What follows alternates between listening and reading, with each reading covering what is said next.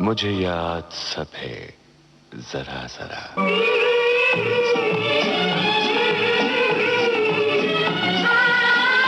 मुझे याद सब है जरा जरा, मुझे याद सब है जरा जरा, वो लम्हा लम्हा साथ है,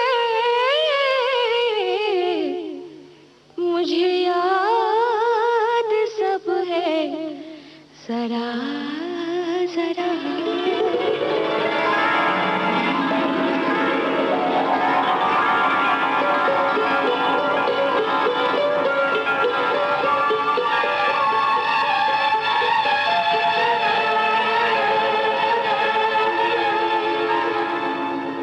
दोस्तों नमस्कार, मुझे याद सब है जरा जरा।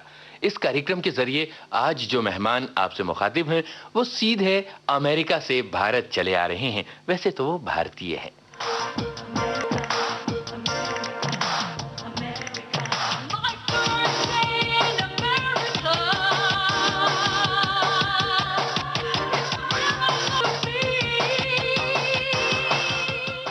आज हमारे बीच हैं प्रसिद्ध फिल्म निर्देशक जगमोहन मुंद्रा, जिन्होंने कमला, मॉनसून और बवंडर जैसी कई फिल्में।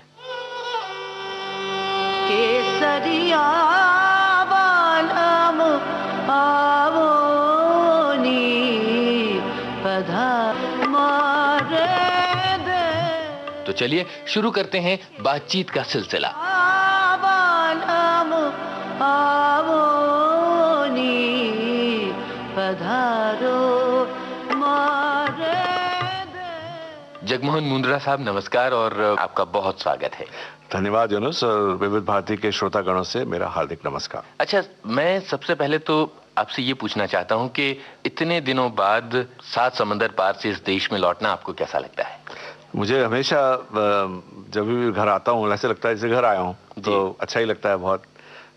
मेरी सारी फैमिली यहाँ है, मेरी सिर्फ पत्नी और मेरी बेटी अमेरिका में है, बाकी मेरी मदर, मेरे ब्रदर, बहनें, सब बहन, भाभी सब यहीं हैं, तो घर आना लगता है।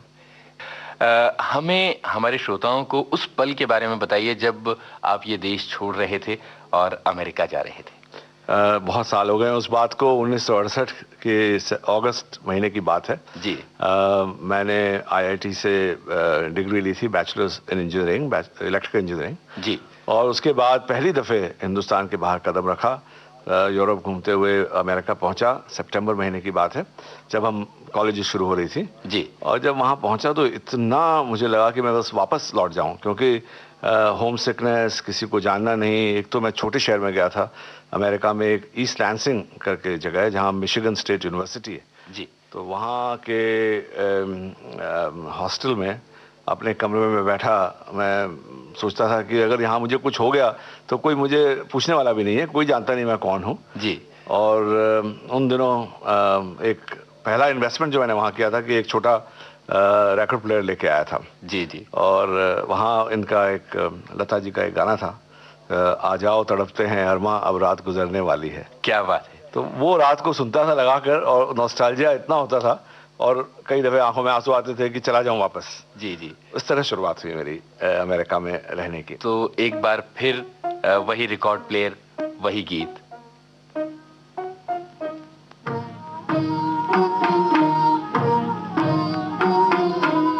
आ जाओ तड़पते हैं अरमा, आ जाओ तड़पते हैं अरमा, अब रात गुजरने वाली है, अब रात गुजरने वाली है।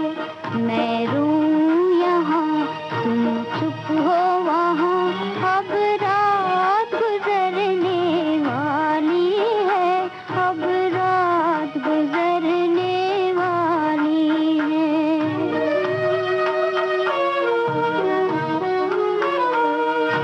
ओ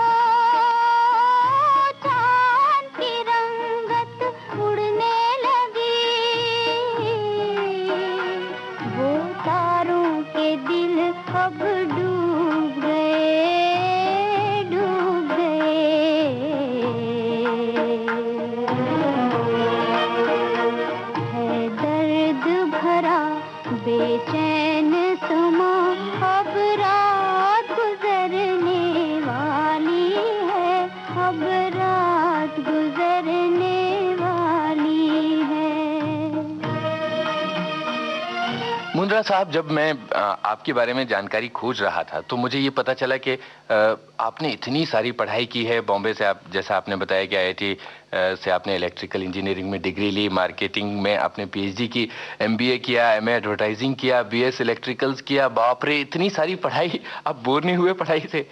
जी नहीं, एक्चुअली ये इतना सारी पढ़ाई करने के दो कारण हो सकते हैं। या तो किसी को ये मालूम हो कि उसके ज़िंदगी में लक्ष्य क्या है जी, और या वो जिसको मालूम ना हो कि लक्ष्य क्या है। तो मैं दूसरी कैटेगरी में आता हूँ। मेरा शुरू से मुझे मन तो यही था कि फिल्म डायरेक्टर बनूं, मगर कोई तरीका मालूम नहीं था। ना मेरी कोई फैमिली फिल्म लाइन में थी, ना कोई दूर दूर से संबंधित थे इससे। तो क्योंकि मेरिट स्कॉलर था, हाई स्कूल के एडमिशन में कैलकाटा में टॉप 10 स्टूडेंट्स में आया था मेरा नंबर, तो इसलिए फिर सबने कहा अच्छा है पढ़ने में तो IIT में जाओ। IIT का एडमिशन लिया, वहाँ पढ़ने लगा तो लगा मुझे कि ये लाइन मेरे लिए नहीं है। मगर इस ये कहने का साहस नहीं था परिवार को कि मैं और कुछ करना चाहता हूँ। तो और खुद को भी एक फेलियर नहीं समझना चाहता था, इसलिए जो कुछ भी किया उसको कंप्लीट किया। खास करके मैंने MA एडवर्टाइजिंग में इसलिए की कि मैं किसी भी तरह कोई क्रिएटिव फील्ड से जुड़ना चाहता था। तो MBA होने के बाद, PhD होने के बाद फिर मैंने MA एडवर्टाइजिंग में कंप्लीट की।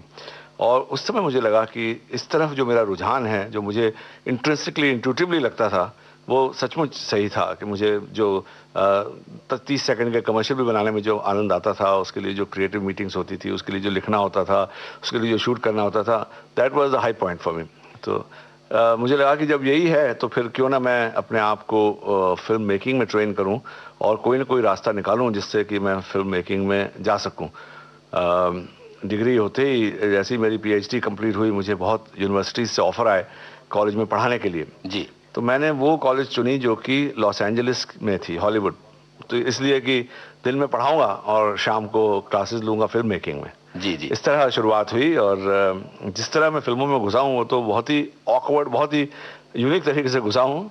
उसका किस्सा भी आपको बताऊंगा। जी, हुआ ये कि इतना कुछ करने के बाद भी जब जाता था हॉलीवुड के स्टूडियोज़ में और उनको कहता था कि मुझे फिल्म में डायरेक्टर बनना है, तो वो मेरी डिग्रियां देख के हंसते थे। हंसते नहीं थे, मतलब मुझे इज्जत से बात करते थे, बट कहते थे कि आप तो PhD है, आप हमारे यहाँ रिसर्च करिए, ऑडियंस टेस्ट मार्केटिंग करिए, ये सब तो चीज़ें हमें ज़रूरत है। जी, डायरेक्शन, एक तो आप इंडियन हैं, जगमोहन मुंद्रा, आपको अमेरिकन ऑडियंस के बारे में क्या मालूम। दूसरे आपके पास PhD है, आप तो उस चीज़ के लिए सूटेड ही नहीं है। और मेरा नाम जगमोहन मुंद्रा उस समय 74 के आसपास, जबकि इतना ओपन नहीं हुआ था जो आज हो चुका है। आज तो फिर भी हमारे पास इंटरनेशनली भी बड़े बड़े डायरेक्टर हैं, शेखर कपूर हैं, M. नाइट श्यामलन हैं, तार सैमसे हैं, पर उस जमाने में तो कोई नहीं था। तो फिर मैंने कहा कि भाई अगर ऐसा है तो और कोई रास्ता चुनूं। तो एग्जीबिशन के जरिए मैंने पहले एक सिनेमा हॉल लीज पे लिया लॉस एंजलिस में। पहले तो इंग्लिश फिल्में चलाता था, मगर फिर उन दिनों मुझे एक अपॉर्चुनिटी नजर आई कि इंडियन फिल्में वहाँ सिर्फ 16 मिलीमीटर के प्रिंट और सिर्फ हाई स्कूल ऑडिटोरियम्स में चला करते थे। अच्छा, यहाँ तक कि शोले जैसी फिल्म भी हमने ऐसे हाई स्कूल ऑडिटोरियम में देखी थी वहाँ। ओहो। तो मुझे लगा कि ये तो मार्केट ग्रो कर रहा है, इंडियंस तो फिल्म गोइंग ऑडियंस है और वो इस तरह फिल्में देखते हैं। तो मैंने अपना सिनेमा जो था, जो 800 सीट का था और पहला 35 मिलीमीटर सिनेमा था नॉर्थ अमेरिका में, और पूरा रेनोवेट किया उसको और इंडियन सिनेमा किया। उन दिनों मेरे बहन, मेरे वाइफ के ब्रदर और काफ़ी लोग वहाँ पढ़ने के लिए आए हुए थे, यंग लोग। तो उनको काम पे लगा दिया मैंने कि आप टिकट बेचिए, आप काउंटर पर खड़े रहिए। और फिल्म की बुकिंग्स मैंने शुरू की। और हुआ ये कि जो पहली फिल्म जो मेरे वहाँ लगी, जो कि जिसका 35 मिलीमीटर प्रिंट अमेरिका में था, जूली जी, और उस फिल्म ने ऐसा फिनोमिनल बिजनेस किया वहाँ कि वहाँ के डिस्ट्रीब्यूटर्स जो थे वो सकते में आ गए कि अरे जो हम $800, $900, $1200 का बिजनेस समझते थे, यहाँ जूली जैसी फिल्म ने $5000 का एक वीकेंड में कलेक्शन किया जी। वो एक माइलस्टोन था मेरे इसमें। और जूली का वो गाना भूल गया सब कुछ, that was something which started my whole career in cinema there as an exhibitor जी। उसके बाद जब ये बात फैली कि यहाँ तो इतना बिजनेस हो रहा है सिनेमा में, तो फिर मेरे पास बम्बई से प्रोड्यूसर्स के फ़ोन आने लगे। देव साहब ने फ़ोन किया कि इनकी फिल्म थी देश परदेश जी, उसका प्रीमियर वो वहाँ करना चाहते थे। चोपड़ा साहब का भी, चोपड़ा साहब का आया कि पति पत्नी और वो का प्रीमियर वहाँ करना चाहते थे। अच्छा। इस तरह सत्यम शिवम सुंदरम का प्रीमियर वहाँ हुआ, और इन सब के साथ साथ सचित रे की फिल्म शतरंज के खिलाड़ी का प्रीमियर वहाँ हुआ। तो अब सडनली जो मेरा सिनेमा था, it became the prime showcase for Indian cinema in America. और इस तरह से मेरे कॉन्टेक्ट शुरू हुए फिल्म लाइन से। जब पहले देव साहब आए, उनसे बातचीत हुई, उसके बाद में संजीव कुमार आए। तो संजीव कुमार आए तो उनकी मदर की तबीयत कुछ ठीक नहीं थी, तो वो थोड़े दिन रुक गए। अच्छा। इसके बाद जब प्रीमियर हो गया उसके बाद तो उन्होंने मुझे पूछा कि भाई ये आप प्रोफेसर हो, आप यहाँ पे सिनेमा चलाते हो। मैंने कहा ये सब तो मैं करता हूँ, बट मेरी असली इच्छा है डायरेक्टर बनने की। जी। और तो उन्होंने कहा फिर क्यों नहीं करते हो? तो मैंने कहा मैं कैसे करूं, मतलब मैं किसी को जानता ही नहीं। तो तुम मुझे जानते हो। तो इस तरह से उनके हौसला बढ़ाने से फिर मैंने पहली फिल्म शुरू की, सुराग। पहला गाना रिकॉर्ड किया यहाँ आकर के किशोर कुमार साहब की आवाज में। और जब वो गाना, अच्छा एक आपको एक इंटरेस्टिंग वाकया बताऊं जी। उन दिनों क्योंकि मुझे सिनेमा चलाना था अपना, सिनेमा के लिए लोगों को बुलाना होता था उनको, तो मैंने दो चीजें और सपोर्टिंग एक्सेसरीज शुरू की, जिसको कहते हैं एंसिलरी बिजनेस। एक मैंने न्यूज़पेपर शुरू किया वहाँ, जो कि मेलिंग लिस्ट जाती थी। उस न्यूज़पेपर का नाम था इंडिया वेस्ट। अच्छा। आज वो न्यूज़पेपर, मैं उसमें अब नहीं हूँ इन्वॉल्व बहुत सालों से, मगर आज वो न्यूज़पेपर वहाँ का वेस्ट कोस्ट का इंडियन इसके लिए सबसे नामी और सबसे इम्पोर्टेंट न्यूज़पेपर है। अच्छा। और दूसरा, उन दिनों सिनेमा हॉल में लोगों को बताने के लिए कौन सी फिल्म आ रही है, प्रमोशन करने के लिए मैंने एक रेडियो प्रोग्राम शुरू किया। क्या बात है। उसका नाम था साज और आवाज। क्या बात है। तो 1974 से 1979 तक 5 साल तक मैंने रेडियो प्रोग्राम किया हुआ है इंडिया में, वहाँ लॉस एंजलिस में। अच्छा। और उनमें जब पहली दफे मैंने अपने प्रोग्राम में सुराग का गाना बजाया तो कई लोगों के फोन आए कि भाई हमें इस फिल्म में इन्वेस्ट करना है। अच्छा। इस तरह मैंने उस फिल्म के लिए पैसे रेज किए और वो फिल्म बनाई। मजे की बात यह है कि आपने बताया कि आपने खुद रेडियो प्रोग्राम किया हुआ है, तो अब हमें लगता है कि जरूर विविध भारती का कोई रेडियो प्रोग्राम आपको अकेले करने के लिए बुलाना होगा। आपने जूली फिल्म की बातें की और बताया कि जूली फिल्म से आपका जीवन जो है फिल्मों के कुछ और नजदीक आ गया। तो मुझे लगता है कि जूली फिल्म से आपने बीती बातें सब भुला दी और भविष्य की तरफ देखना शुरू किया। भूल गया सब कुछ, भूल गया सब कुछ, याद नहीं अब कुछ।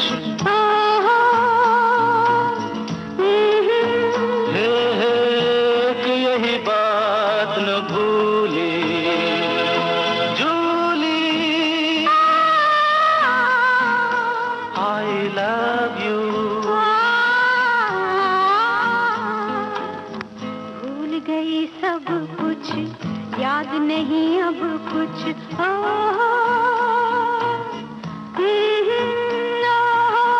एक यही बात न भूली जूली, जूली लव यू।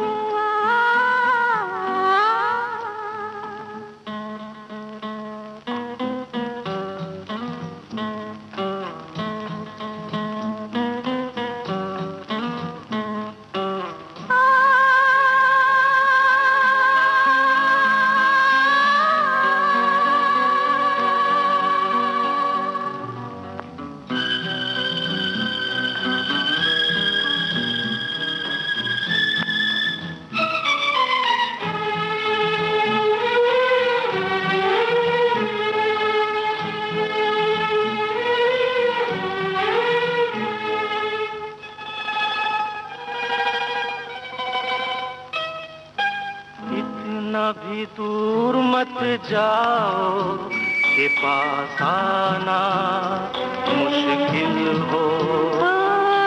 इतना भी पास मत आओ कि दूर जाना मुश्किल हो।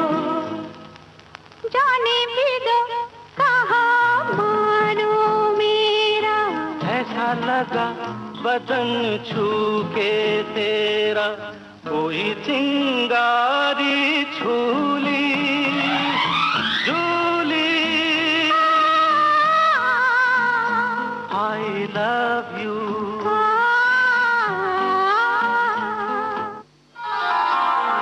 विविध भारती से इस समय आप सुन रहे हैं मुझे याद सब है जरा जरा। और आज हमारे बीच हैं फिल्म निर्देशक जगमोहन मुंदड़ा। 12 साल की उम्र में कलकत्ता में मैंने एक सिनेमा हॉल में फिल्म देखी थी, कागज के फूल जी, गुरुदत्त साहब की। और उस फिल्म देखने के बाद हर समय मेरे दिल में ख्वाब रहा कि मुझे फिल्म डायरेक्टर बनना है। But for some reason it made such an impression in my mind कि मैं उसके बाद सोचता रहा। और इसीलिए सुराग में जब पहली दफ़े मैंने पहली हिंदी फिल्म बनाई तो उसके गीत कैफी आज़मी साहब ने लिखे। क्या बात है। कैफी आज़मी साहब भारत के बहुत अजीम शायर हैं और उन्होंने फिल्मों में जो गीत लिखे हैं वो अपने आप में लैंडमार्क रहे हैं। आपने बताया कि आपका बचपन कलकत्ता में गुजरा और 12 साल की उम्र में कागज के फूल देखकर आपको बड़ी प्रेरणा मिली थी। उस जमाने में फिल्मों की तरफ मुड़ने के अलावा और क्या था? क्या आप बहुत शरारती थे? पढ़ाई में आप बहुत तेज थे? किस तरह का था आपका बचपन? मैं शरारती तो था, ये डिपेंड करता है कि किससे पूछें आप। अगर मेरी दादी से पूछेंगे तो कहेंगे शरारती था। मेरे दोस्तों से पूछेंगे तो मैं बहुत माइल था। जहाँ तक सिनेमा और इसका सवाल है, वो तो उसका हम लोग को अलाउड नहीं था फिल्में देखना। ज़्यादा फिल्में दिखाते थे, कभी कभार तो लेके चले जाते थे हमें साक्षी गोपाल जैसी फिल्में देखने की, जो धार्मिक फिल्में देखी। क्योंकि तो कभी चोरी चोरी नहीं देखी? चोरी चोरी एक्चुअली मैं उन दिनों बहुत अच्छा लगा था। एक्चुअली मैंने कभी गट्स ही नहीं किया कोई काम चोरी चोरी करने का उन दिनों जी। वो सारी कसर मैंने बाद में उम्र में निकाल दी, मगर बचपन में कभी नहीं किया ऐसा। कागज के फूल मैंने अपने दोस्तों के साथ चोरी चोरी देखी थी एक्चुअली। अच्छा। घर के साथ इतना जाना अलाउड नहीं था। बट ये सारी चीजें बदल गई जब मैं IIT गया, क्योंकि IIT में हर फ्राइडे को फिल्में दिखाई जाती थी। तो यही लगता था कि कभी कहीं तो होगा ऐसा वक्त आएगा जबकि शायद मैं कर सकूं। ऑफ कोर्स जब मैंने पहली फिल्म बनाई सुराग, तो जब मैं सेट पे गया तब मुझे लगा कि मैंने कितना कुछ पढ़ा है, ये सब किया है। कितनी दफ़े मैं अपने आप को कहता था कि तैरना अगर सीखना है तो तैरने के बारे में किताबें पढ़ने से नहीं होगा, पानी में कूदना पड़ेगा। जब सेट पे गया तो मुझे लगा कि मुझे कितना कम आता है। सारे लोग दिग्गज, national award winner Shabana Azmi, national award winner Sanjeev Kumar, मेरा कैमरामैन कोई फ्रेंच कैमरामैन जो बहुत फेमस था, ये वो, इन सब के सामने मैं खड़ा हूँ, कैप्टन ऑफ द शिप, जिसको शिप की कुछ पता ही नहीं कि रडर किधर है और छोर किधर है। खाली थ्योरेटिकली जानता था, प्रैक्टिकली कभी कुछ नहीं किया था। तो पहली फिल्म में आदमी को और मैं तो कभी किसी का असिस्टेंट भी नहीं रहा था, तो मुझे तो सारा फेक करना पड़ा कि जैसे मुझे आता हो, जो मुझे आता नहीं था। और धीरे धीरे फेक करते करते सीखता गया मैं। जब मैंने एडिटिंग में बैठता था तो मुझे पता चला कि ये मैंने शॉट नहीं लिए, यहाँ तो इसकी क्लोजअप होता तो ज़्यादा अच्छा होता, यहाँ ये कवरेज होती तो अच्छा होता, ये इंसर्ट शॉट होता अच्छा। जो चीज़ें मुझे उस समय जरा सा भी जिनका क्लू नहीं था, वो धीरे धीरे मैं सीखने लगा। और मैंने 24 फिल्में डायरेक्ट की हैं जी जी। और अब मैं समझता हूँ कि जो एक क्राफ्ट है फिल्म मेकिंग में दो चीज़ें होती है, आर्ट और craft ji. Craft is something which is technical which is something, उसमें आपको कोई दो राय नहीं हो सकती कि ये फिल्म वेल क्राफ्टेड है कि नहीं है। आर्टिस्टिक क्या है वो तो सब्जेक्टिव है। तो मैं क्राफ्ट तो सीख गया हूँ। अच्छा मुंद्रा साहब, आपने सुराग की बात की जो कि आपकी पहली फिल्म थी और आपने कहा कि किशोर कुमार साहब की आवाज में आपने पहला गाना इस फिल्म का रिकॉर्ड किया था। हमारे श्रोता बड़े उत्सुक होंगे उस गाने को सुनने के लिए, तो सुनते हैं ये गीत। क्या हुआ, अरे क्या हुआ, देखो देखो तुम फिर रूठ के हाथ छुड़ाओ ना। क्या हुआ, अरे क्या हुआ, देखो देखो तुम फिर रूठ के हाथ छुड़ाओ ना। क्या खता कोई, क्या खता, अरे मीठी मीठी रात मिलन की उसको जहर बनाओ ना। क्या हुआ, मैंने कहा क्या हुआ, देखो देखो तुम फिर रूठ के हाथ छुड़ाओ ना। क्या हुआ, वल्ला क्या हुआ।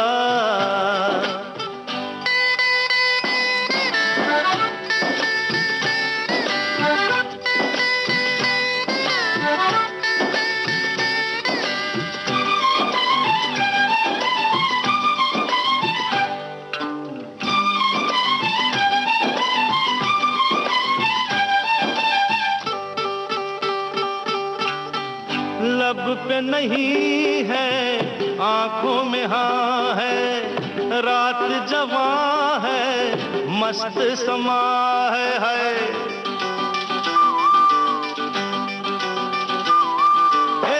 लब पे नहीं है, आंखों में हाँ है, रात जवां है, मस्त समा है, यूं ही समा ये बीत जाए, इतनी बात बढ़ाओ ना। अरे क्या हुआ, अरे भाई क्या हुआ, देखो देखो तुम फिर रूठे रूठ के हाथ छुड़ाओ ना। क्या हुआ, अरे भाई क्या हुआ, हाय हाय।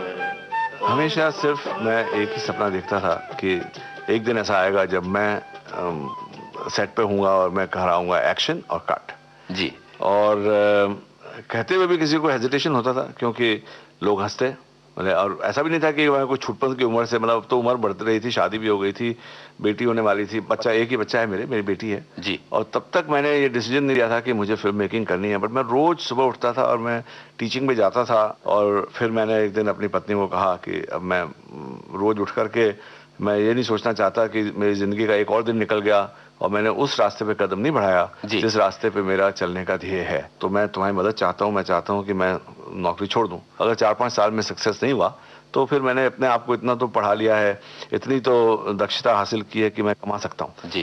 तो क्या रिएक्शंस थी उनकी? उनका रिएक्शन, उस समय जवान थी, यंग थी, उनके भी बड़े ये थे, तो अब आज के अगर टाइम में पूछता तो मना कर देती, तो उस टाइम उनको लगा ठीक है, क्या फर्क पड़ता है। तो that time she was a student. Professorship में तो होता है ना, टेन्योर मिलता है, तो टेन्योर मिल जाए तो आपकी लाइफ लॉन्ग नौकरी पक्की रहती है। टेन्योर ट्रैक पे था मैं विजिटिंग, मैं असिस्टेंट एसोसिएट प्रोफेसर बन गया था। मैंने छोड़ा, 79 में मैंने रिजाइन किया और 1980 से आज 2001 है, 21 साल से फुल टाइम फिल्में बना रहा हूँ। एंड बाय गॉड्स ग्रेस पहले 5-6 साल तो काफ़ी स्ट्रगल रही, मगर उसके बाद एवरेज में इतनी फिल्में बना ली हैं कि अब 24वीं फिल्म मैंने बवंडर डायरेक्ट की है। जी। बवंडर पर भी हम कुछ बातें करेंगे, लेकिन आपकी जो फिल्म थी एक कमला, वो बहुत ज़्यादा चर्चित रही थी और आज भी लोग इस फिल्म को एक लैंडमार्क फिल्म की तरह याद करते हैं।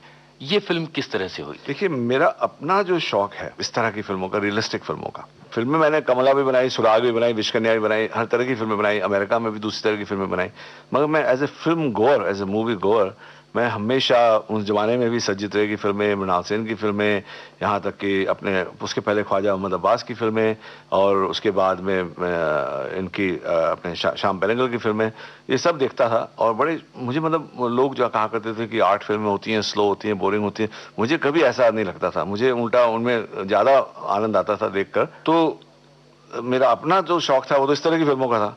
जो पैसा रेज करना था तो उसमें मुझे, जब कमला जैसी फिल्म के लिए तो पैसा मिलता नहीं था, सुराग की फिल्म के लिए, क्योंकि कमर्शियल थी, उसमें गाने थे, सब कुछ था और संजीव कुमार का सपोर्ट था, तो वो फिल्म मुझे उसके लिए पैसा रेज हो गया। जब सुराग रिलीज हुई तो उसके बाद उन दिनों शबाना आजमी पृथ्वी थिएटर वहाँ सामने रहती थी, तो वहाँ पृथ्वी थिएटर में कमला का प्ले चल रहा था जी। विजय तेंदुलकर का फेमस प्ले था जी। और वो मुझे शबाना लेके गई वहाँ देखने के लिए। और जैसे ही मैंने वो प्ले देखा, मैं इमीडिएटली मुझे लगा कि मुझे इसके ऊपर फिल्म बनानी है। एक जो लाइन थी उसमें कि तुम्हें कितने में खरीदा, उस लाइन ने ऐसा मेरे दिल पे घर किया कि मैं इमीडिएटली मैंने तेंदुलकर साहब का पता लगाया और उनके घर पहुंच गया और मैंने कहा देखिए, मैं कोई बहुत फेमस फिल्म मेकर नहीं हूँ, NRI हूँ, मैंने एक ही फिल्म बनाई है, वो भी कोई खास चली नहीं, मगर मुझे ये फिल्म बनानी है। तो उन्होंने कहा आपने सुराग जैसी कमर्शियल फिल्म बनाई है, आपकी सेंसिबिलिटी क्या है कि आप कमला जैसी फिल्म बना सकते हैं? जी। मैंने कहा भाई उसके लिए प्रूव करने के लिए मुझे कुछ नहीं है, मगर आप मुझसे बात करिए। कई दफे हम 2-3 दिन मिले। उन दिनों बासु भट्टाचार्य साहब भी कमला फिल्म बनाना चाहते थे। अच्छा। और तेंदुलकर साहब का उनके साथ जरा ये था कि शायद वो बेहतर बनाएंगे उसको। जी। तो काफी दिन तक आपस में ये रहती, ये उनके भी दिल में कश्मकश रही और मैं उनके पीछे लगा ही रहा कि मुझे बनानी है ये। खास फर्क ये था कि जो कुछ भी पैसा मैंने सुराग से कमाया मैं उसमें लगाने को तैयार था। मैंने इमीडिएटली मैंने कहा आप बताइए कितने पैसे लेंगे, मैं ये फिल्म करना चाहता हूँ। तो आई थिंक समवेयर उनको मेरी उसमें सिंसियरिटी लगी या क्या लगा कि उन्होंने बासु साहब को भी कहा कि भाई ये आए लेने के लिए, whoever puts the money first, I'll give the project to him. Of course, I put up the money first, so that's how Kamla came to me. फिर उसके बाद तेंदुलकर साहब ने स्क्रिप्ट लिखी उसकी और उसके बाद शबाना और दीप्ति और मार्क को लेके मैंने फिल्म बनाई। जब तक फिल्म बनी तब तक कोई तकलीफ नहीं हुई, कोई प्रॉब्लम नहीं हुई। जिस दिन फिल्म रेडी हो गई और सेंसर हुई, उसके एक दिन बाद मेरे पास इंजंक्शन आया। मतलब एक न्यूज़पेपर के पास उस कहानी की कॉपीराइट थे?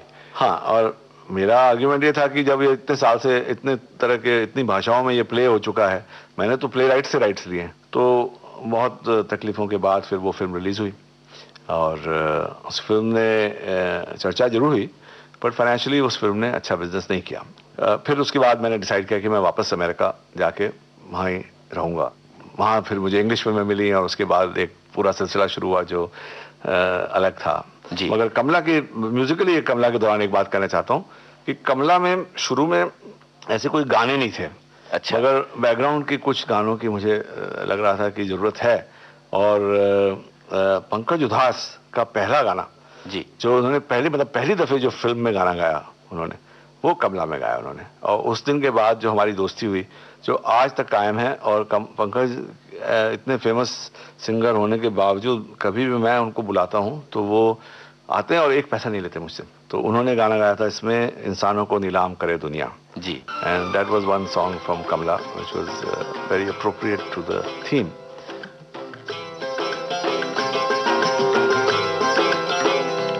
इंसानों को नीलाम करे दुनिया, कैसी दुनिया है, हर सुबह बिके हर शाम बिके दुनिया, कैसी दुनिया है, इंसानों को नीलाम करे दुनिया, कैसी दुनिया है, हर सुबह बिके हर शाम बिके दुनिया, कैसी दुनिया है, इंसानों को नीलाम करे दुनिया, कैसी दुनिया है।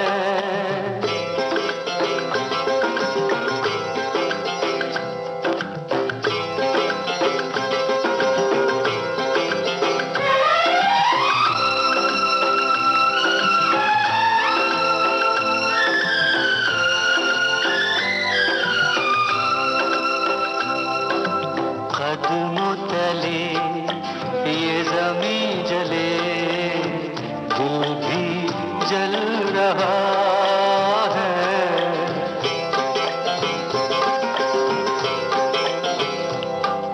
सांसों में थकन सीने में जलन, कैसी ये सजा है, दस्तूर है ये मजबूर है ये दुनिया, कैसी दुनिया है, इंसानों को नीलाम करे दुनिया, कैसी दुनिया है, हर सुबह बिके हर शाम बिके दुनिया, कैसी दुनिया है, इंसानों को नीलाम करे दुनिया, कैसी दुनिया है।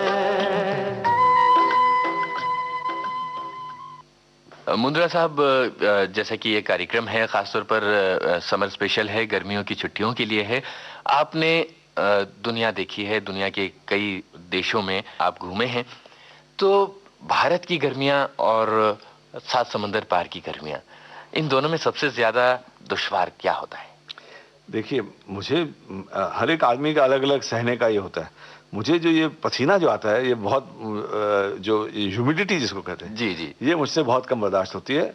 हालांकि करना हो, जरूरत हो, काम हो तो आदमी कुछ भी करता है। मतलब मैंने तो राजस्थान की भरी गर्मी में भी शूटिंग की है जी। और बम्बई में भी बहुत बिल्कुल जून महीने तक में भी शूटिंग की है। मगर जिस तरह की ह्यूमिडिटी यहाँ है वैसी फ्लोरिडा में, मैं फ्लोरिडा में मुझे एक यूनिवर्सिटी में टीचिंग का जॉब मिला था, मैंने इसलिए टर्न डाउन कर दिया कि वहाँ का वेदर मुझे सूट नहीं किया।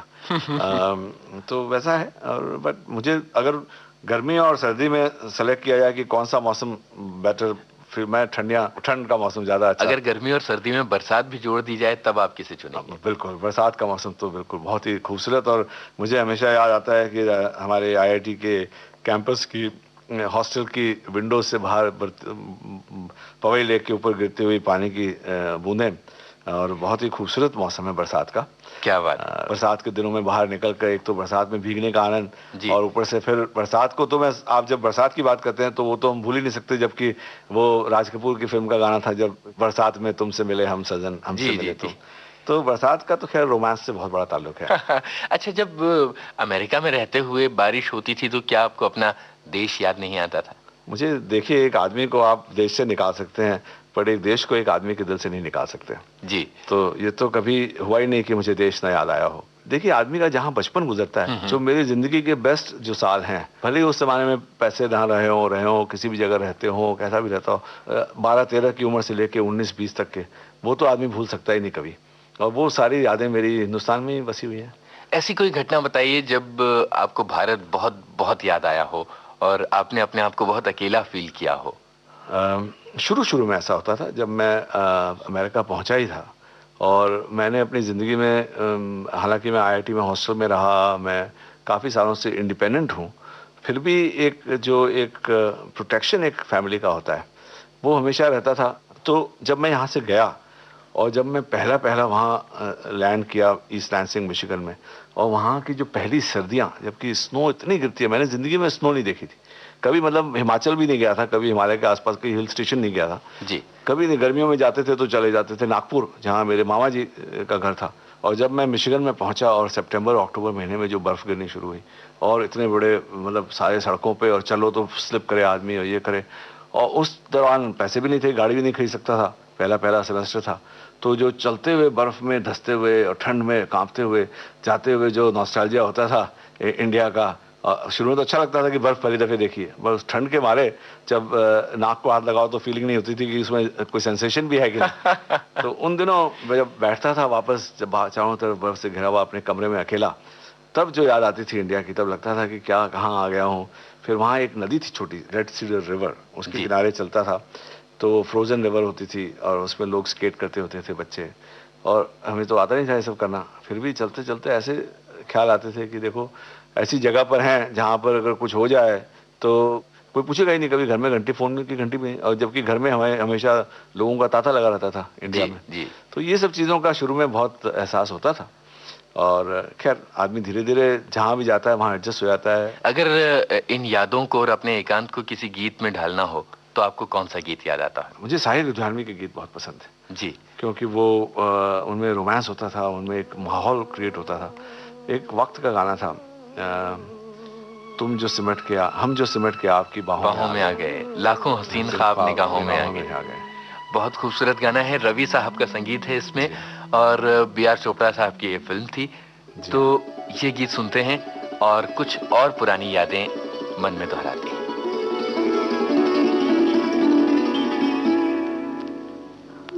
जब सिमट के आपकी बाहों में आ गए, हम जब सिमट के आपकी बाहों में आ गए, लाखों हसीन ख्वाब निगाहों में आ गए, हम जब सिमट के आपकी बाहों में आ गए, हम जब सिमट के आपकी बाहों में आ गए।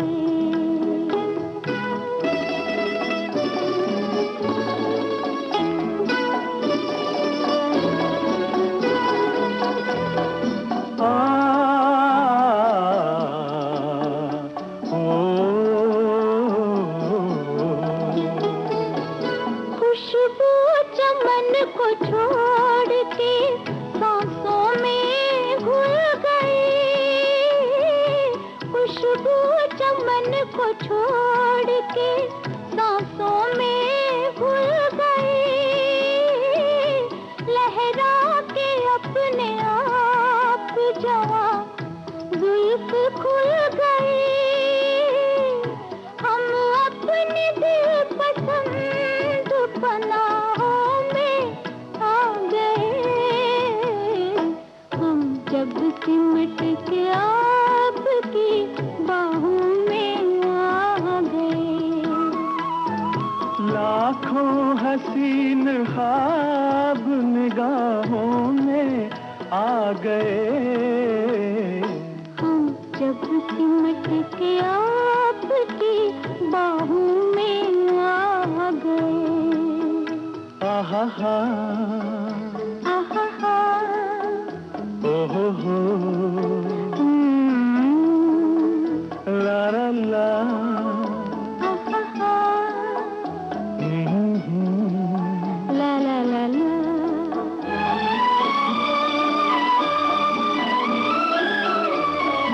कह दी है दिल की बात नजारों के सामने, कह दी है दिल की बात नजारों के सामने, इकरार कर लिया है बहारों के सामने, दोनों जहान आज गवाहों में आ गए, हम जब सिमट के आपकी बाहों में आ गए। लाखों हसीन ख्वाब निगाहों में आ गए, हम जब सिमट के आपकी बाहों में आ गए। ये बात हमारी बातचीत में रह गई थी कि जब आपने फिल्म बनाने का डिसाइड किया था, उस वक्त आपके घर वालों ने, आपके भाई बहन ने, आपके मम्मी पापा ने क्या राय दी थी? मेरे घर के लोग इस मामले में बहुत अच्छे हैं, मतलब उन्होंने कभी किसी चीज़ में दखल नहीं दिया। पढ़ने गया मैं बाहर, उनके लिए डिफ़िकल्ट था मेरा बाहर पढ़ने जाना फाइनेंशियली, तो भी उन्होंने मुझे सपोर्ट किया। मुझे वहाँ स्कॉलरशिप मिल गई। फिर वहाँ जाके जब मैं इंडिपेंडेंट हो ही गया और मैं अपने तरीके से करता था, तो किसी ने मुझे इस पर एतराज़ नहीं किया। मेरे सबसे बड़ा मेरी ज़िंदगी में एक जो दुख है कि मेरे फादर की डेथ मेरी पहली फिल्म की पहले दिन की शूटिंग थी यहाँ बम्बई में, उसके एक रात पहले उनकी डेथ हुई। और बॉम्बे हॉस्पिटल में उनका बाईपास सर्जरी हुई और उसमें उनकी डेथ हो गई। नेक्स्ट मॉर्निंग मेरे सारी अमेरिका से यूनिट आई हुई थी और नेक्स्ट दिन की शूटिंग जुहू बीच पे प्लान थी। उस प्रीवियस रात को जिस दिन उनकी डेथ हुई, आफ्टरनून में प्रेस कॉन्फ्रेंस थी प्रीतम होटल में। सारे लोग वेट कर रहे थे मेरे, और उस समय न्यूज़ पहुंची कि मेरे फादर की तबीयत ख़राब है, ऑपरेशन से रिकूप नहीं हुए, रिकवर नहीं हुए, और प्रेस कॉन्फ्रेंस कैंसिल हुई और काफ़ी लोग बाद में आए और उसी दिन रात को उनकी डेथ हो गई। रात भर मैं परेशान रहा। नेचुरली जो पहला तो शॉक लगता है, फिर ग्रीफ, फिर एंगर, फिर ये सारे जो इमोशंस होते हैं। सुबह सुबह मैंने अपनी मदर को पूछा कि आज पहला दिन है शूटिंग का, मैं क्या करना चाहिए मुझे।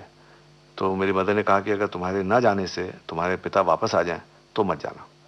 और मैं गाड़ी में बैठा, रास्ते भर नेपियन सी रोड से जुहू तक जहाँ शूटिंग थी पहुँचा, रोता रहा।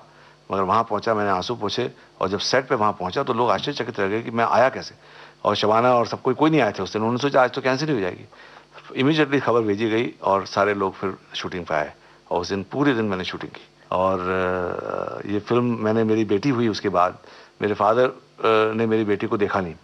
उनको ये पता चल गया था कि माई वाइफ वॉज एक्सपेक्टिंग, मगर बिफोर वो पैदा होती वो गुजर गए। तो मैंने अपनी बेटी का नाम इसीलिए स्मृति रखा कि उनकी स्मृति में उनकी याद। और अब जो मेरा बैनर है उसका नाम है स्मृति पिक्चर्स। तो इन सब चीज़ों में कोई ना कोई कहानी तो जुड़ी है। अच्छा, आपकी जो वाइफ हैं, आपकी पत्नी, आपकी फिल्मों के प्रति क्या नजरिया रखती हैं? क्या वो आपकी बेस्ट क्रिटिक हैं? एक्चुअली मेरी पत्नी ने मेरी फिल्में कमला के सिवा कोई देखी नहीं थी बहुत साल तक। वैसे वो मेरी बहुत बड़ी क्रिटिक हैं। उनको एक्चुअली जहाँ तक होता है, उनको मेरी पिक्चरें पसंद नहीं आती हैं कभी। जैसे बवंडर के लिए भी था, उन्होंने मुझे कहा कि तुमको एक दफ़े कमला में इतना ये हुआ, फिर तुम्हें अकल नहीं आई, क्यों जाके वापस इस तरह की फिल्म वापस इंडिया में जाके कर रहे हो, ये कर रहे हो। मैंने कहा देखो, मैं आई टर्न 50 एंड उस दिन मेरे दिमाग में ये सारे दिन ये दौड़ता रहा कि मैंने 23 फिल्में तो डायरेक्ट की हैं, क्या मैं 24वीं फिल्म बना करके खुश हो जाऊँगा, 25वीं बना लूँगा, 26वीं बना लूँगा, और do I want to make a film which has something to say. तो मैंने कहा मैं, अब मुझे नंबर से कोई इंप्रेशन नहीं है। और उस दिन मैंने डिसीजन जब लिया तो मैंने ये डिसाइड किया मैं बवंडर बनाऊंगा। अच्छा, बवंडर बनाने का आइडिया किस तरह से आया था, यही सब्जेक्ट क्यों? देखिए, एक तो क्या था कि मैं राजस्थान में मुझे एक फिल्म ऑफर की गई थी, English film called the third eye. वो राजस्थान बेस्ड कहानी थी, तो उसके लिए मैं लोकेशन स्काउटिंग के लिए राजस्थान आया था। और मैं राजस्थान में फिल्म करने की इच्छा भी थी, क्योंकि एक तो मेरी एंसेस्ट्री राजस्थान से, मेरा पुरखों का घर है बीकानेर जी। हालांकि मैंने अपनी ज़िंदगी में कभी राजस्थान ठीक से देखा नहीं था, बहुत छुपन में कभी कोई शादी में आया था तो गया था, सिर्फ फिल्मों में देखा था, जेपी दत्ता की फिल्मों में तो मैंने कहा मुझे तो देखना है राजस्थान। तो उस फिल्म के दौरान जब आया तो रास्ते में लंदन में मेरे मित्र हैं शेखर कपूर, तो उनके यहाँ हमेशा मैं रुकता हूँ और हमारी दोस्ती बहुत बरसों से है, बिफोर ही मेड मासूम एंड ऑल दैट। तो वहाँ बैठे बैठे कोई पुरानी कोई न्यूज़ आइटम था, गार्डियन में निकला था, उसकी कोई क्लिपिंग पड़ी थी, the courage of A rural Indian woman, और उसमें एक तस्वीर थी भंवरी देवी की, जिनके साथ जो 92 में एक बलात्कार हुआ और 95 में जजमेंट आया, और उन्होंने जो महिला संस्थाओं ने मिलकर के उनके साथ जो आवाज़ उठाई जी, तो उसके बारे में था। और उनकी तस्वीर जो थी उसमें सर यहाँ तक ढका हुआ था जी, सर पे बिंदी और आंखों में तेज। तो मुझे ऐसा लगा कि ये जो कॉन्ट्रडिक्शन है बिटवीन ट्रेडिशन एंड फेमिनिज्म, ये कितना इंटरेस्टिंग है। और उसके बाद मैं पता नहीं एक कोई इसके बारे में मैं पहले से कुछ प्लान नहीं था, कुछ कह नहीं सकता। एक इंसान की कोई कॉलिंग होती है, वो अपने आप डेस्टिनी आपके सामने रख देती है। वो एक इमेज देखने के बाद जो ऐसा हुआ कि मैंने जिस कंपनी ने मुझे थर्ड आई के लिए हायर किया था उनको मैंने फ़ोन किया, मुझे नहीं करनी है वो फिल्म। और मैं राजस्थान गया और पूरा राजस्थान घूमा, इनको मिला, इनके बारे में कहानी लिखी, और ये फिल्म 99 में ये हुआ था किस्सा जी। 98 में मैंने पढ़ा, 99 पूरा मैंने साल रिसर्च में लगाया और 2000 में ये फिल्म बनाई। इस फिल्म के जरिए एक बहुत ही प्रसिद्ध संगीतकार दान सिंह वापस लौटे हैं, और आपने कैसे उन्हें खोजा ये बताइए, और इस फिल्म के म्यूजिक के बारे में बताइए। ये जो फिल्म है मेरा शुरू से ये गोल था कि दुनिया के किसी भी कोने में ये फिल्म देखी जाए, लंदन हो, ऑस्लो हो, स्वीडन हो, लॉस एंजलिस हो, चाहे बम्बई में हो, चाहे कहीं भी हो। जब 2 घंटे के लिए इंसान जब लाइट्स ऑफ हो जाती हैं तो you should be transported completely to the land and visuals and sound of Rajasthan. ये इनकॉर्पोरेट करना कहानी में मुझे बहुत मतलब ज़रूरी था मेरे लिए। तो मैंने ढूंढा कि मैं एक ऐसा संगीतकार ढूंढूं जिसको कि राजस्थान की मिट्टी की महक हो, जिसके गीत में जो वहाँ रहता हो, जिसने वहाँ पे कुछ अर्से पहले ऐसे ही मैं गया था राजस्थान, तो मेरे एक दोस्त हैं वहाँ दीपक पुरोहित, तो उन्होंने मुझे दान सिंह जी के 2 गाने बहुत पसंद थे जी। पुराने ज़माने के। उन्होंने कोई फिल्म थी भूल न जाना, उसका एक गाना था पुकारो मुझे नाम लेकर पुकारो, जी जी, और माय लव फिल्म का गाना था वो तेरे प्यार का गम एक बहाना था सनम। तो इन दोनों गीतों के कारण मुझे वो पसंद है कि वो हैं कहाँ। मैंने कहा वो गायब कैसे हो गए, तो मुझे पता चला कि वो जयपुर में ऑल इंडिया रेडियो में जी। तो मैं वहाँ जयपुर गया और उनको ढूंढा। तो रात को उन्होंने अपने घर के बाहर आंगन में खटिया बिछा के हारमोनियम निकाल करके मुझे राजस्थानी इतनी फोक ट्यून सुनाई कि मेरे दिमाग में आया कि जब मैं कभी राजस्थान पे बेस कहानी बनाऊंगा तो इनको जरूर लूंगा। ये 1-2 साल पहले कोई दिमाग में फाइल होकर चीज़ रह गई थी। जी जी। उसके बाद जब ये फिल्म तैयार होने लगी तो मुझे इसमें बैकग्राउंड में फोक ट्यून्स चाहिए थी, मांड जो वहाँ राजस्थान की है, और बैकग्राउंड स्कोर मुझे चाहिए था। मैंने पंडित विश्वमोहन भट्ट के बारे में सुना था जी, जो भी जयपुर में रहते हैं। तो मैंने इन दोनों म्यूजिशियंस को अप्रोच किया। बवंडर के जो गीत हैं, फोक ट्यून्स जो हैं, वो कंपोज और उसकी रिकॉर्डिंग दान सिंह साहब ने की है, और पूरी फिल्म का जो बैकग्राउंड स्कोर है वो पंडित विश्वमोहन भट्ट ने किया। 2 गीत इसके मुझे खास बहुत पसंद है। एक गीत जो है ऋचा शर्मा ने गाया है, जो कि एक नारी की शूरवीरता का बखान करता है जी। पनघट से पानी भर लाई ये गर्वीली पनिहारी। पनघट सु पानी भर ल्याइया गर्वीली पनिहारी, झुकड़ों कदे ना जाने मरु धरती की नारी।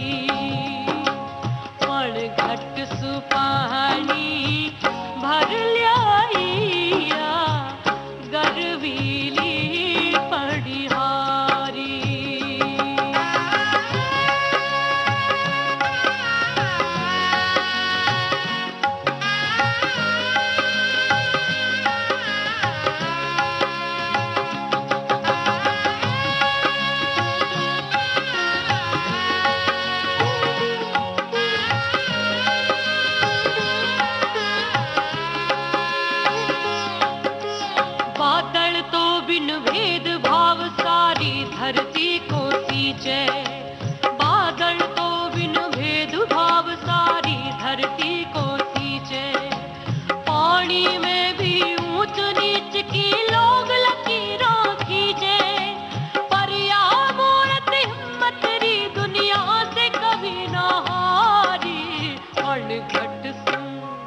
अरे पण घट सुपाणी भर ल्याईया गरवीली पणिहारी।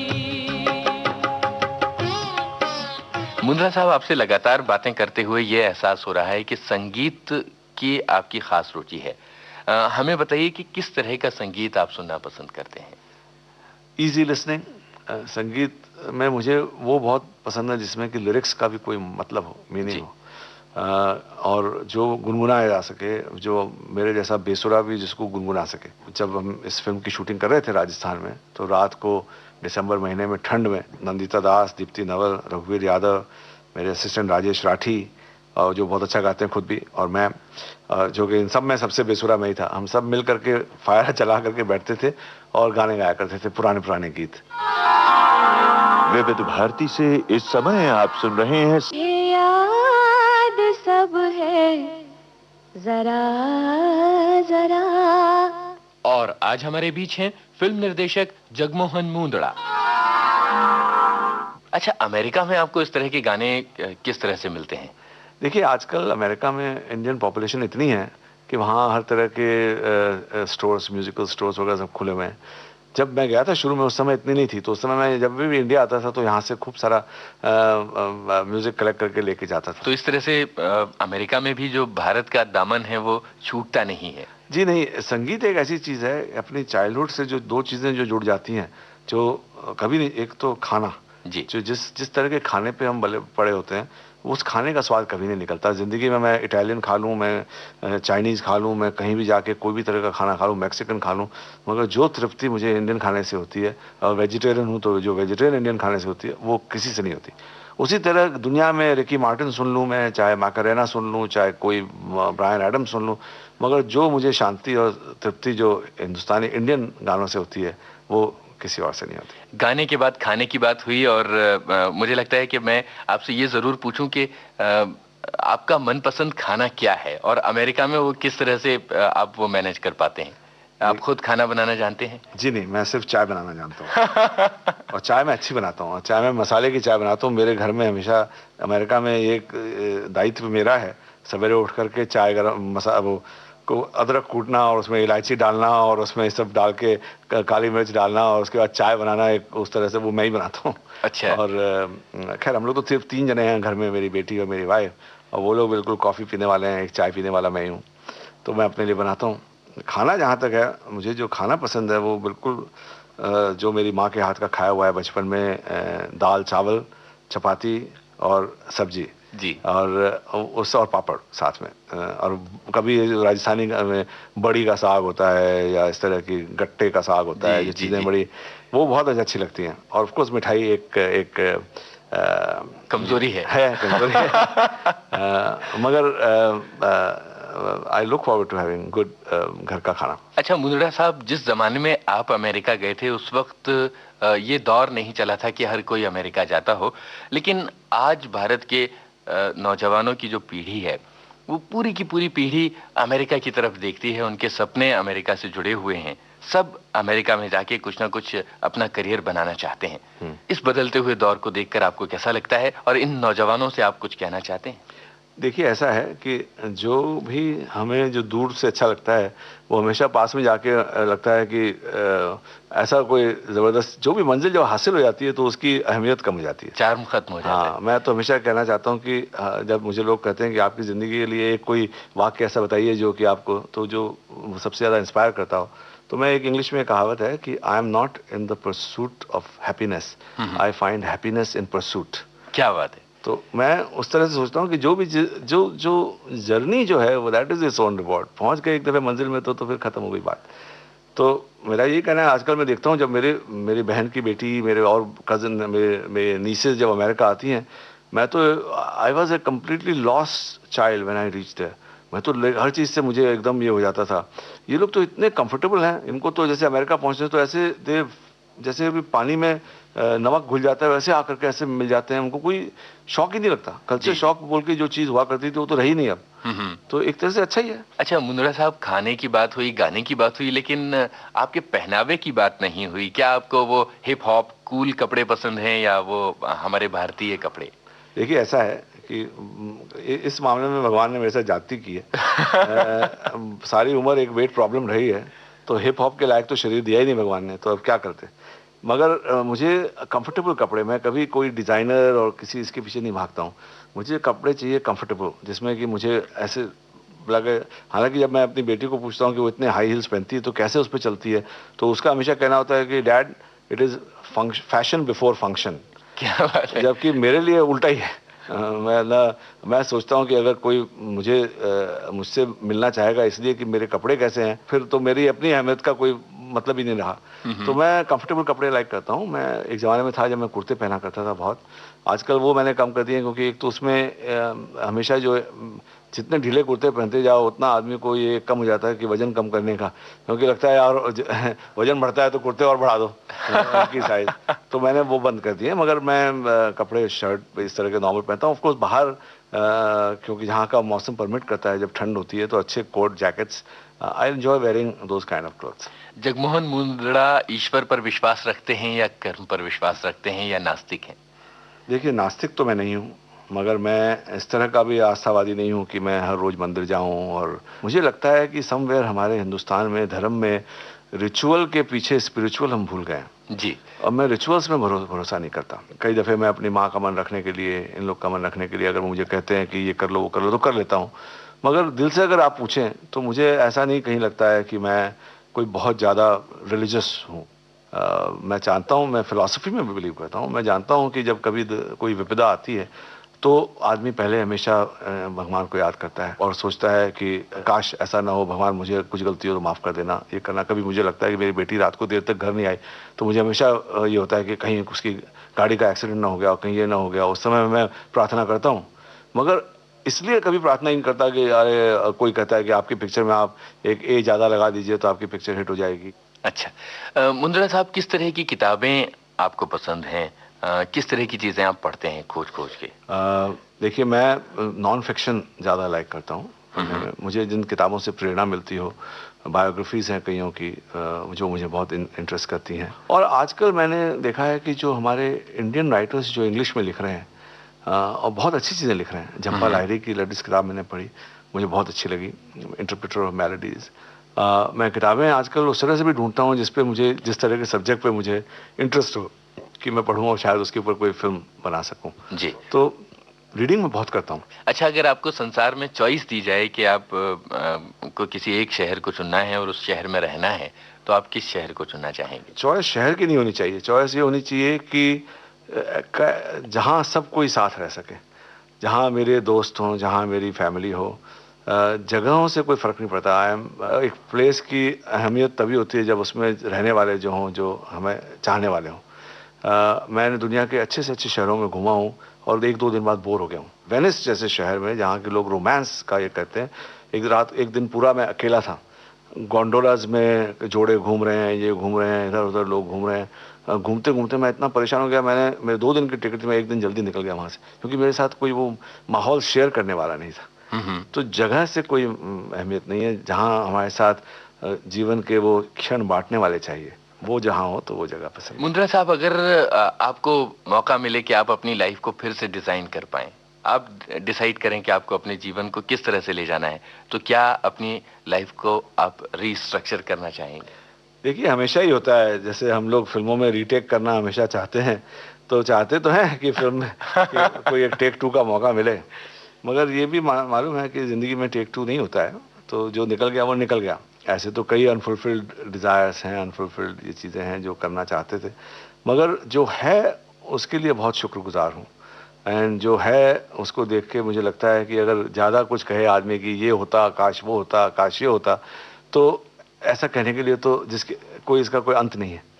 तो बस मैं चाहता हूँ कि जिनको मैं चाहता हूँ, जो परिवार वाले हैं, जो सब, मेरी बेटी है, उसका भविष्य अच्छा रहे, उज्जवल रहे, इंसान अच्छे बने, घर के लोग जो हैं आपस में प्यार से रहें, छोटी मोटी चीज़ों, पैसों को लेकर के कोई ऐसा महत्व न दें कि उसके कारण मैं जब देखता हूँ लोग की फैमिलीज टूट जाती हैं एक पैसे के लिए। एक कहावत ये भी है ना कि जो बीत गया वो तो गया, जो आने वाला है उसका हमें पता नहीं। जो आज है वही एक गिफ्ट है, वही भगवान ने हमें गिफ्ट दिया, इसीलिए उसको कहते हैं प्रेजेंट।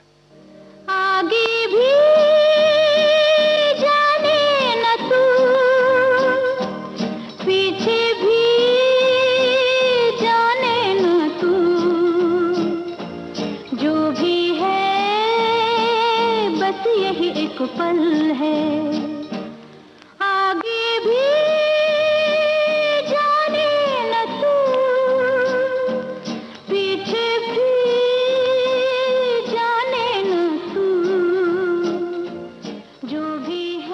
साहब, बहुत बहुत अच्छा लगा, काफी रोचक बातें हुई। आपने बहुत सारी यादें दोहराई। विविध भारती के स्टूडियो में आने के लिए और हमारे श्रोताओं से मुखातिब होने के लिए बहुत बहुत शुक्रिया। आपका बहुत शुक्रिया यूनुस, आपने हमारी सारी पुरानी यादें ताज़ा कर दी। सारा दिन अब अगर मैं इस तरह नॉस्टैल्जिक मोमेंट में, थॉट्स में रहा, तो उसकी जिम्मेदार आप हैं।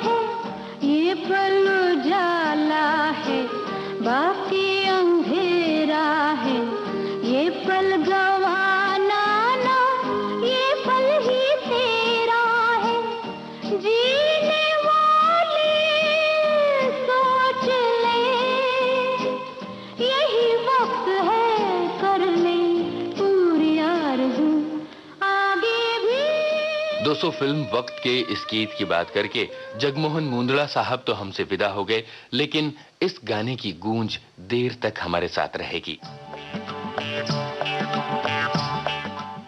अब उन लोगों के नाम तो आपको बता दें जिनके सम्मिलित प्रयास से आज का कार्यक्रम तैयार हुआ था। Technical assistance D.K. Kulkarni, post production P.K.A. Nair, associate presenter Yunus Khan, presenter Rakesh Joshi और प्रोड्यूसर शीला मोदी। मुझे याद सब है जरा जरा